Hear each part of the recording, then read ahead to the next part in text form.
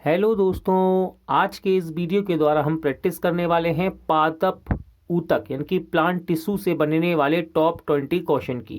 दोस्तों, plant tissue एक most important topic है जो कि आपको अक्सर एग्जाम में यहाँ से क्वेश्चन देखने को मिलते हैं, चाहे वे रेलवे के एग्ज़ाम हो, एसएससी के या फिर किसी स्टेट लेवल के एग्ज़ाम। इसलिए आप इस वीडियो को एंड तक पूरा प्रैक्टिस जरूर कीजिएगा। दोस्तों, मेरा नाम है धीरेन्द्र और स्वागत है आपका एग्ज़ाम स्टडी विद संगीता में। ये वीडियो यदि आपको अच्छा लगे, हेल्पफुल लगे तो प्लीज़ वीडियो को लाइक और शेयर जरूर कीजिएगा और इसी प्रकार के मोस्ट इंपॉर्टेंट वीडियो के लिए हमारे चैनल को सब्सक्राइब करना मत भूलिएगा।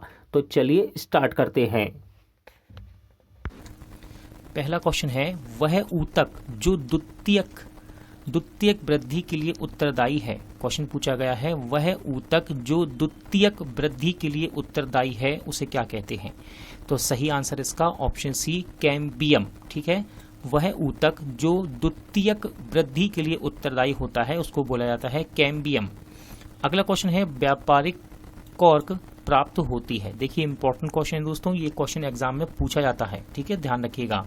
व्यापारिक कॉर्क प्राप्त होती है, तो ये प्राप्त होती है कॉर्क कैम्बियम से। किससे? कॉर्क कैम्बियम से। अगला क्वेश्चन है, कौन सा जीवित ऊतक उच्च वर्गीय पौधे में जैव पोषक वाहक का कार्य करता है। क्वेश्चन है आपके सामने, कौन सा जीवित ऊतक उच्च वर्गीय पौधे में जैव पोषक वाहक का कार्य करता है। तो इसका नाम है फ्लोएम। इंपॉर्टेंट है ये शब्द, ध्यान रखिएगा, फ्लोएम। यूपीपीसीएस में ये क्वेश्चन पूछा गया है, ध्यान रखिएगा, इंपॉर्टेंट है। क्वेश्चन है, कौन सा जीवित ऊतक उच्च वर्गीय पौधों में जैव पोषक वाहक का कार्य करता है। तो यह है फ्लोएम। अगला क्वेश्चन है, पादपों में जल तथा खनिज लवणों का संचालन किसके द्वारा होता है। क्वेश्चन है आपके सामने, पादपों में जल तथा खनिज लवणों का संचालन किसके द्वारा होता है। तो राइट आंसर है इसका जाइलम। ये दोनों ही शब्द मोस्ट इंपॉर्टेंट है बायोलॉजी के अंदर दोस्तों। यदि हम बात करें फ्लोएम और जाइलम, जब भी हम बात करेंगे प्लांट टिश्यू की यानी कि पादप ऊतक की, ये तो ये शब्द आपको बार बार घूम घूम के मिलेंगे हर चैप्टर में। ठीक है, तो ध्यान रखिएगा, फ्लोएम और जाइलम ये दो शब्द ऐसे हैं, इनसे क्वेश्चन हमेशा बनते हैं। जीवित ऊतक उच्च वर्गीय पौधों में जैव पोषक का वाहक कौन करता है? फ्लोएम। और पादप में जल तथा खनिज लवण का संचालन किसके द्वारा होता है? जाइलम के द्वारा। इंपॉर्टेंट क्वेश्चन है, एसएससी के एग्जाम में देखिए पूछा गया है, एक वृक्ष की आयु का पता किसके द्वारा लगाया जा सकता है। क्वेश्चन है, एक वृक्ष की आयु का पता किसके द्वारा लगाया जा सकता है। तो राइट आंसर है ऑप्शन बी, यानी कि वार्षिक बलयों की गिनती करके। ठीक है, एक वृक्ष की आयु का पता किसके द्वारा लगा सकते हैं हम? वार्षिक बलयों की गिनती करके। अगला क्वेश्चन है, क्वेश्चन नंबर 6, वायु तक पाया जाता है। वायु तक पाया जाता है, तो ये मिलता है आपको हाइड्रोफाइट्स में। ठीक है, वायु तक पाया जाता है, किसमें पाया जाता है? हाइड्रोफाइट्स में। अगला क्वेश्चन है, आर्किड में बिलामेन ऊतक पाया जाता है। क्वेश्चन है, आर्किड में बिलामेन ऊतक पाया जाता है, तो ये मिलता है मूलों में। कहाँ पर? मूलों में। ध्यान रखिएगा, ना कि पत्तियों में, पुष्पों में, प्रवाहों में, ये मिलता है मूलों में। क्वेश्चन नंबर 8 है, निम्न में से किसकी सक्रियता के कारण वृद्धि बलय बनती है। क्वेश्चन है, निम्न में से किसकी सक्रियता के कारण वृद्धि बलय बनती है। तो सही आंसर है अंतःरंभीय एधा की। ठीक है, अंतःरंभीय एधा की। अगला क्वेश्चन है, इंपॉर्टेंट क्वेश्चन है, समुद्र के किनारे उगने वाले वृक्षों में वार्षिक बलय नहीं होते हैं क्योंकि। क्वेश्चन है, समुद्र के किनारे उगने वाले वृक्षों में वार्षिक बलय नहीं होते क्योंकि। तो इसका सही आंसर है ऑप्शन सी, स्पष्ट जलवायवीय विभिन्नता नहीं होती है इनमें। इस कारण से समुद्र के किनारे उगने वाले वृक्षों में वार्षिक बलय नहीं होते हैं। क्वेश्चन नंबर 10 देखते हैं, एक वृक्ष के पुराने तने की अनुप्रस्थ काट में 50 वार्षिक बलय मिलते हैं, तो वृक्ष की आयु कितनी होगी। क्वेश्चन है, एक वृक्ष की पुराने तने की अनुप्रस्थ काट में 50 वार्षिक बलय मिलते हैं, तो वृक्ष की आयु कितनी होगी। तो ये होगी 50 वर्ष, क्योंकि अभी हमने इससे पहले क्वेश्चन पढ़ा था कि एक पेड़ की हम आयु कैसे नाप सकते हैं, कैसे माप सकते हैं, तो उसके वार्षिक वलय की गिनती करके ही तो मापते हैं। तो वही यहाँ पे क्वेश्चन बनाया इसने।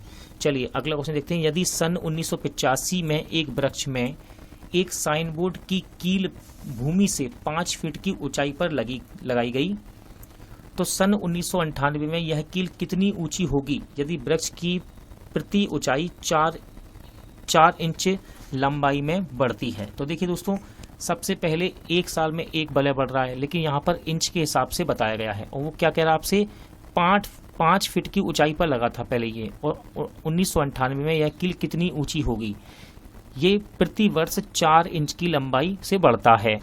देखिए सही आंसर इसका 5 फीट। ठीक है, ऑप्शन ए आपका राइट आंसर रहेगा। क्वेश्चन नंबर 12 है, जलोदभिद निम्न में से किसकी उपस्थिति के कारण जल पर तैरते हैं।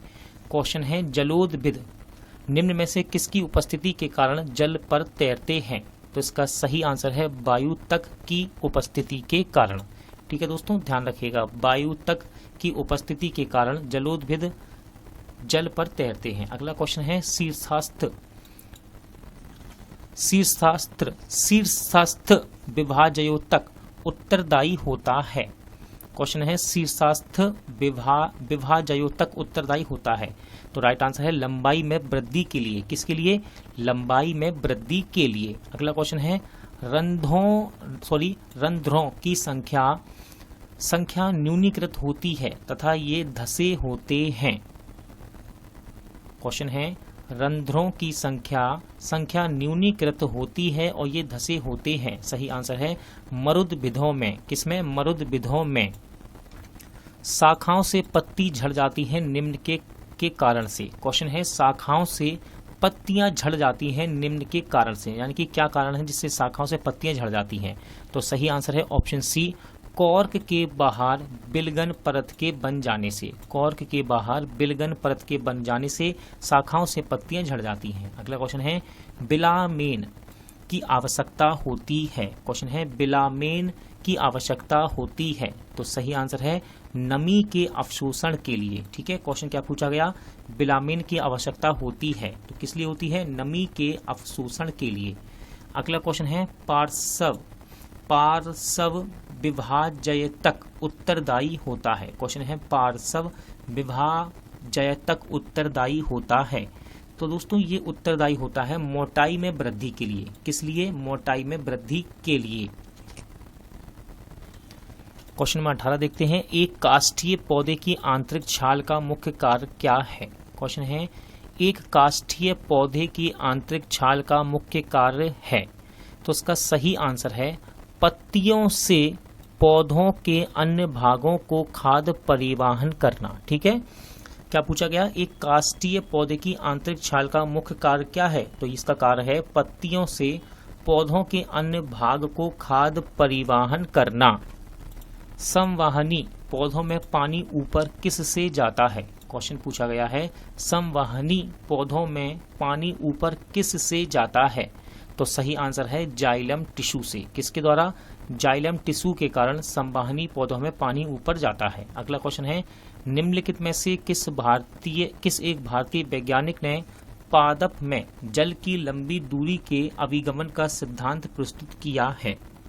क्वेश्चन है आपके सामने, किस भारतीय वैज्ञानिक ने पादप में जल की लंबी दूरी के अभिगमन का सिद्धांत प्रस्तुत किया है। तो उनका नाम है पी महेश्वरी। क्या नाम है इनका, पी महेश्वरी, यानी कि ऑप्शन सी आपका राइट आंसर है।